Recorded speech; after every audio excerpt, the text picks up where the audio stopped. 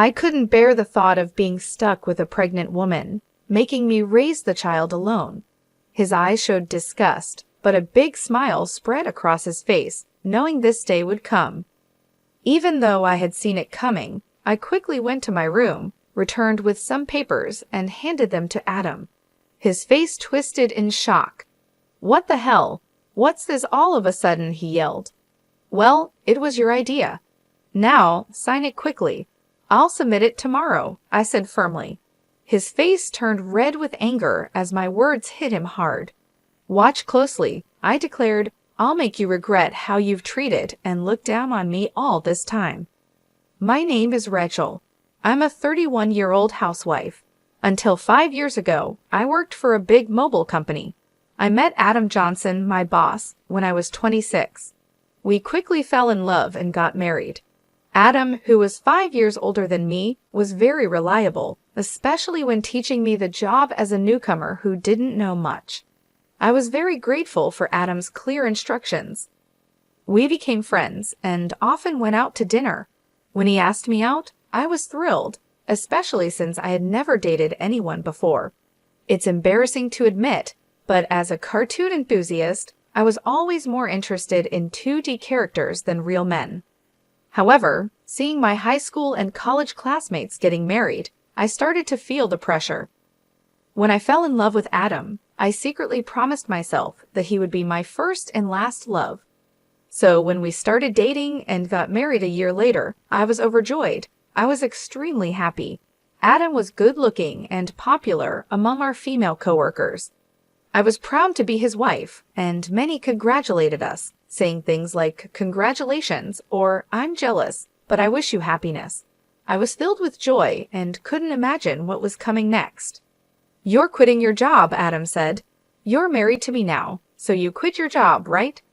He informed me the day after we registered our marriage. Adam surprised me with this news. "I've always wanted my wife to focus only on the house," Adam said. "Don't worry, I can support both of us with my income," he added. But this was so sudden, and he had never mentioned it before. I was shocked. Adam had never talked about me quitting my job before our marriage. I had taken my current job because my father recommended it, and leaving without notice didn't feel right. I wanted to explain this, but the look in Adam's eyes warned me not to argue, so I stayed quiet. "I should have told you, but it's done. Starting tomorrow, you don't need to go to work. I'll handle the transition," Adam declared. The news about starting tomorrow was so abrupt it made me feel dizzy, but Adam's words were firm. Since he had been my boss, I felt I couldn't oppose him. Even though I had to leave my job without saying a proper goodbye, I was determined to make our marriage work. Adam had entrusted me with taking care of the house, and I wanted to meet his expectations. I worked hard at household chores, preparing meals, and focusing on Adam's favorites.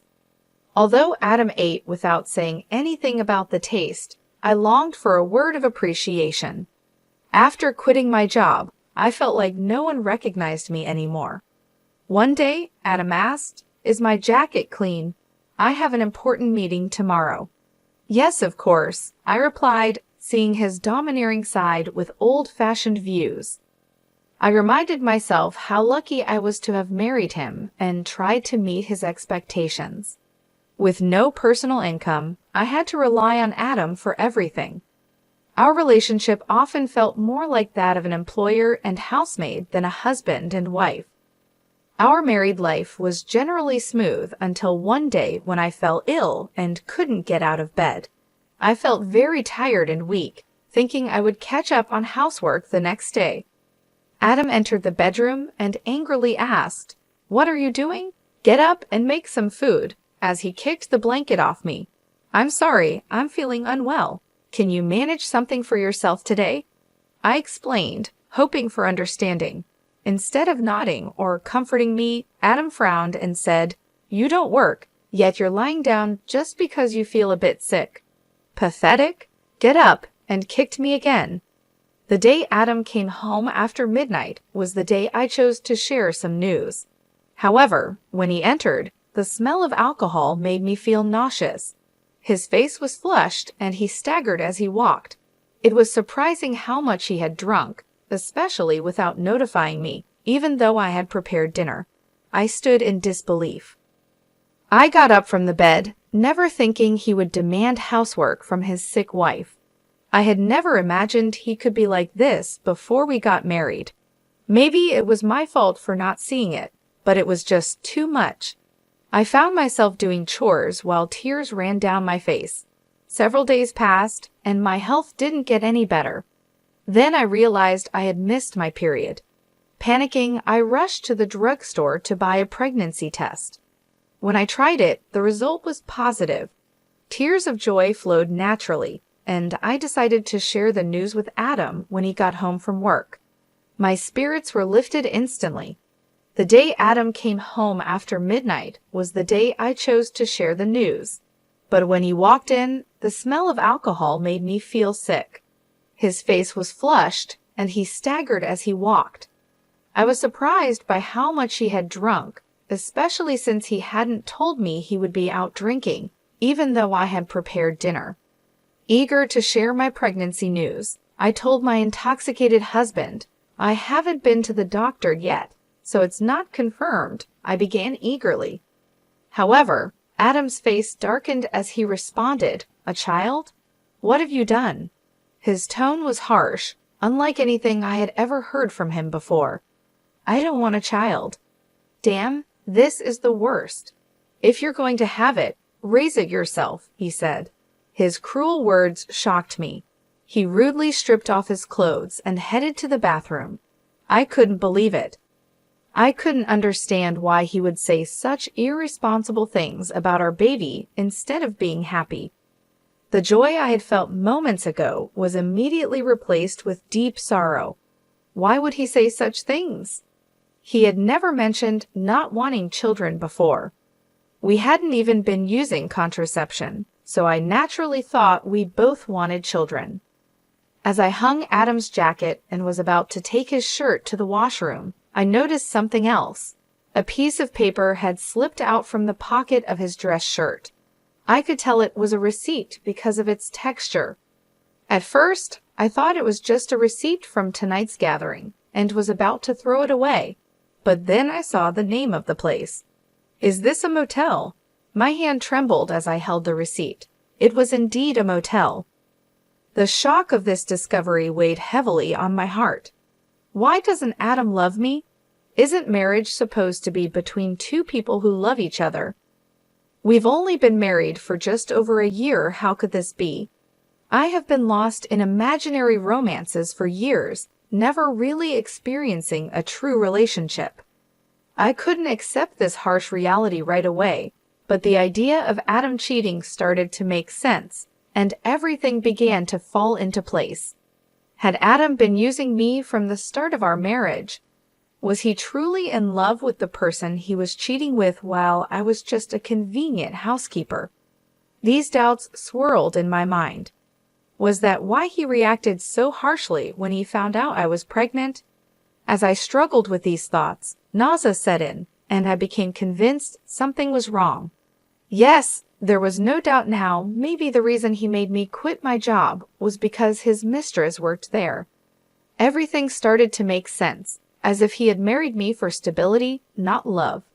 The line between reality and my imagination became blurry, but I couldn't deny the cruel words he had said after learning about my pregnancy.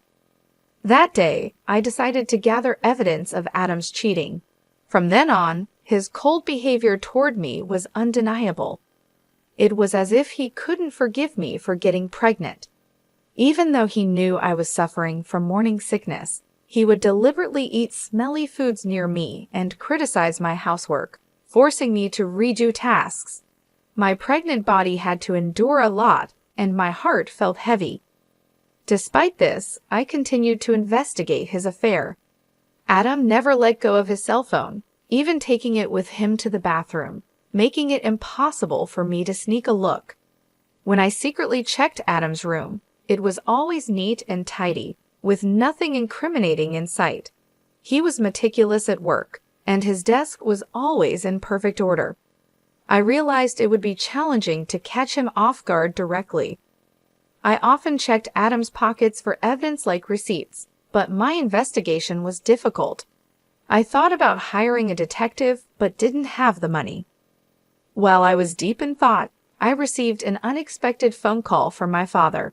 "Hello, it's me, your dad. How are you?" he asked. Surprised by his call, given his busy schedule, I replied, "Dad, what's going on? Aren't you busy with work?" "My employees have been doing well, so I'm not that busy," he explained. My father, the CEO of a company in Italy, was always a workaholic. I didn't have many childhood memories of playing with him, but I respected his dedication to his job. His unexpected call left me curious about the reason. "So what's happening?" I asked. My father then revealed a shocking truth. "Is that really true?" I asked in disbelief. "Yes, he's not the type to lie." "I want you to believe me," my father reassured me. Initially in shock and unable to respond, I felt a mix of anger and frustration as the pieces of the puzzle came together. "Thank you, Dad. I'll do my best," I replied. I thanked him before hanging up the phone. My investigation was finally paying off, but the new information also made me feel angry and frustrated. The tension between Adam and me continued to grow, and even though I was pregnant, Adam remained distant. Every time he acted this way, I felt a deep hatred towards him. Months passed, and our relationship stayed strained. Eventually, something happened that changed everything. At 9 months pregnant, I was always careful around Adam, living in constant fear. I tried to avoid him, leading a quiet and stifled life. One day, I cooked dinner as usual. When Adam came home, we sat at the dining table. As I quietly ate, Adam suddenly slammed his fork down. "What is this? It's tasteless," he exclaimed, throwing the food I had prepared onto the floor. I was shocked by his outburst and tried to understand what had just happened. The anger at seeing the meal I had cooked discarded right in front of me started to build up inside. "I've noticed you've been complaining about the taste of the meals recently," I said. Adam criticized my cooking, saying it was bland. Since becoming pregnant, I had been using less seasoning to make healthier meals. This was only temporary until the baby was born. If he found the food plain, he could have added some salt himself. Why did he have to throw it on the floor? I was about to argue when Adam sneered and said hurtful words. "I don't want a woman with a belly like a monster. You'll have to raise the kid by yourself," he said, looking at my swollen belly with a nasty smile. I had always feared this day might come, even though I hoped for a different outcome. Quickly, I went to my room, grabbed a document, and returned to Adam. "Fine, here are the divorce papers," I said, pushing the papers in front of him. Adam's face twisted in shock. "What the hell? What's this all of a sudden?" he stammered. "Well, it was your idea. Now sign it quickly." "I'll submit it tomorrow," I responded. The truth was, I had been thinking about divorce ever since I began suspecting Adam of cheating. However, with a child on the way, I wasn't sure if I could support myself. But now I had a different plan in mind. My determination seemed to provoke Adam. His face turned red with anger. "Just watch. I'll make you regret every moment you looked down on me and tried to control me. Do you think you can survive without me? You have a baby to care for, and you'll regret this," he threatened. But my resolve was firm. I wasn't going to back down. "I'll be fine. Don't worry about me," I assured Adam. Maybe irritated by my confidence, he snatched the divorce papers and started filling in the blanks. "Here you go. If this is what you wanted, it's yours," he said. "Thank you," I responded. Adam probably didn't believe I would actually submit the divorce papers, as he handed them over without any fuss. The next day, I submitted the divorce papers and left the house. I knew he would be surprised when he came home from work and found out. After that, I moved to my parents' home, mostly because my father had returned to Australia from Italy and suggested that I stay with them. It was the right decision at the time. I was tired of my life with Adam and deeply thankful to my father. On the day I left our home, Adam called me 5 times, but I ignored all his calls. Eventually, he stopped calling, which made it clear that I didn't mean much to him. He was probably happy with his mistress and might even remarry soon. I decided to move on from Adam. 7 months passed, and I had my baby, who was born safely. I was now living happily with my parents and my baby. While I was enjoying this peaceful life with my family, Adam called again. I ignored his calls at first, but after several persistent attempts, I finally answered. "Hello, what do you want now?" I asked, wary of his tone. "Hey, what's going on? Why were you on that show? And since when were you the daughter of a CEO with millions of dollars? I never knew that." Adam's voice was full of surprise and anger. It turned out that Adam had seen a TV show that aired after I returned to my family home. I had been featured on the show because of my father's role as the CEO of a well-known global tech company. The show highlighted the lavish lifestyle of the CEO's family, and during the interview, they mentioned our family's wealth, estimating it at around $40 million. I never expected Adam to see that show, but the power of television is incredible. Oh, by the way, I didn't tell you that I have an asset of $50 million due to an early inheritance. That's why I was able to divorce you, I said. Yes, my father had informed me about the inheritance, which gave me the confidence to live comfortably even after divorcing you. Upon hearing this, Adam's reaction was immediate, and he was furious. What? That's not fair. Why didn't you tell me about this before? Half of it is mine, right? Give me the money now, he demanded. I calmly replied, just as I thought, after seeing the show, all you could think about was getting money from me. Gifts from parents aren't included in property division. Are you forgetting your own mistakes? Adam seemed confused and asked, "What are you talking about?" I continued, "I'm tired of your anger, Adam. You called me, so you should know you can't blame me for what you did. You cheated, didn't you? With your new wife, who's a junior from your company. You started dating her even before our marriage." Adam was clearly shocked by the information I had from my father. I finally had the upper hand. "Did you think I wouldn't find out? My father has many contacts in your company, and one of them told me about your affair. I've never mentioned it, but I will be demanding child support." Still in denial, Adam protested, "Stop joking. Why should I pay child support? It's all because of you, right? You got pregnant on your own and slacked off with household chores. It's all your fault." Hearing Adam blame me without apologizing for his own mistakes was unbelievable. I couldn't believe I was ever married to someone so lacking in common sense. I knew then that leaving him was the right decision. Adam continued, "I'm broke. My wife spent all the money I earned, and now I'm in debt," he pleaded. Hearing his pathetic excuse, my anger turned into sheer disbelief. I never wanted to deal with such an unreasonable person again. With that thought, I firmly gripped my phone and said, "What are you talking about? Do you even realize how ridiculous you sound? I never want to deal with you again. I'll have my lawyer handle the child support. Don't ever call me again, and you will not see the child anymore. Goodbye." "Hey, wait," he called out, but I quickly hung up the phone. Afterward, I blocked Adam's number and took a deep breath. It's over now, right? No more calls from Adam, I thought.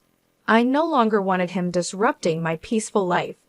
Just then, I heard my baby crying from the other room and rushed to soothe the baby. In the end, Adam started paying child support every month. According to a former colleague, the woman he remarried was quite a spendthrift, and he had to cover his living expenses with debt. It seemed that because of these circumstances, Adam had tried to get a share of my inheritance by calling me. However, Adam didn't get a single penny from me. Now, his expenses were more than his income, and he was struggling. Whether it was because he felt his life was falling apart, or he couldn't stand being looked down upon by his colleagues, things only got worse for him. He made the mistake of starting his job search only after leaving his current company, which forced him into a life of poverty. Hearing this from a colleague didn't affect me at all. I thought he deserved every bit of the hardship. The harsh words and cold behavior he showed me will never fade from my memory. I sincerely hope he gets what he deserves. Meanwhile, I'm enjoying being a parent with the help of my parents. My baby is growing up healthy and happy. I feel supported and loved in my family's home, and I no longer have to worry about money. My father, who is a successful CEO, mentioned that he wants to pass the company on to me. This news was both surprising and motivating. I realized that I needed to prepare myself for the responsibilities that come with running a company. My father has always been a hardworking man, and I want to make him proud, so I started learning more about the business, taking on small tasks to understand how things work. I knew it wouldn't be easy, but I was determined to succeed. Living with my parents has given me a chance to rebuild my life. I feel more confident and ready to face the future. My father's belief in me has inspired me to aim high. He believes in my abilities, and that belief has become a source of strength for me. Every day, I work on balancing my role as a mother with my preparations to take over the company. It's challenging, but I find joy in every moment. My baby's laughter and my parents' support keep me going. I am grateful for this second chance at life, away from the toxic relationship with Adam. I often reflect on my past with Adam. His betrayal and cruelty hurt deeply, but they also taught me valuable lessons about strength and self-worth.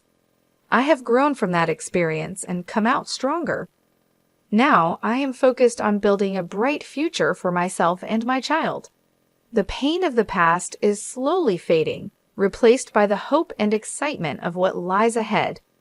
I am determined to create a happy and stable life for my child, and with my family by my side, I know I can achieve anything I set my mind to. Looking back, I see that leaving Adam was the best decision I ever made. It allowed me to find myself again and to discover my true potential. I am no longer the scared, uncertain person I once was. I am a strong, capable woman, ready to take on the world. I hope Adam understands the consequences of his actions. As for me, I will keep moving forward, taking advantage of every opportunity that comes my way and making the most of each day. I am ready for whatever the future brings, confident that I can handle any challenge.